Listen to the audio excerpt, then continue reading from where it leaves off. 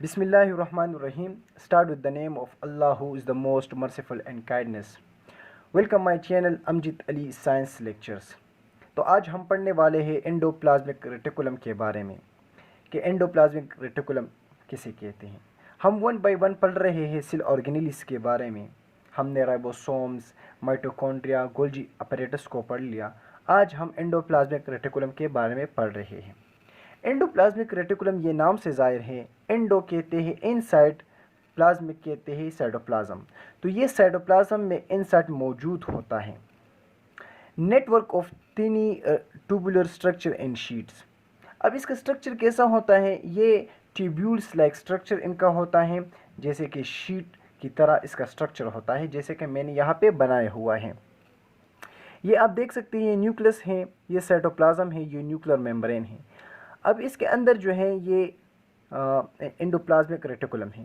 ये endoplasmic reticulum जो है ये शीट लाइक होता है, ट्यूब्यूल्स लाइक होता है, जैसे कि आप देख सकते हैं। और ये सेल मेम्ब्रेन से लेकर न्यूक्लियर मेम्ब्रेन तक फैला हुआ होता है।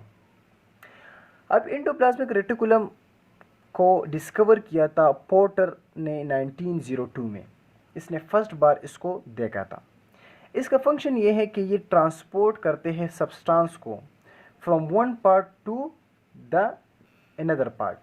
सेल में जो है ये एक जगह से दूसरी जगह तक ये सब्सटेंस को ट्रांसफ़र करते हैं। अब एंडोप्लाज्मिक रेटिकुलम के टू टाइप्स होते हैं।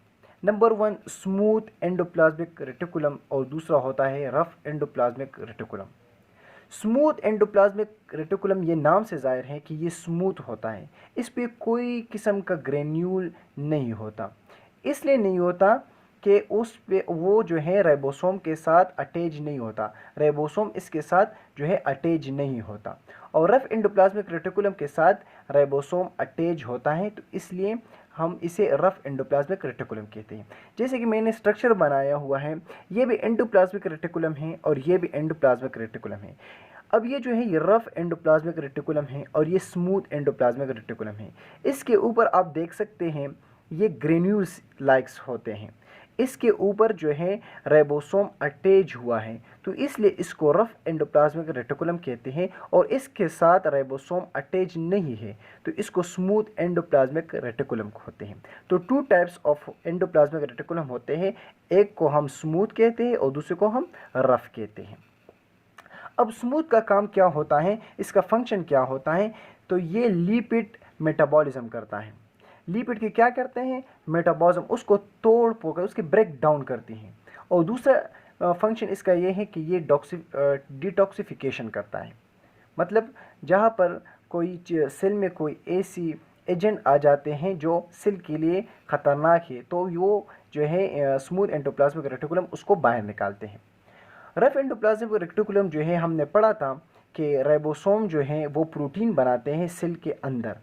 तो सम राइबोसोम जो है वो साइटोप्लाज्म में फ्रीली मूव करते हैं और कुछ जो है एंडोप्लाज्मिक रेटिकुलम के साथ अटैच होता है।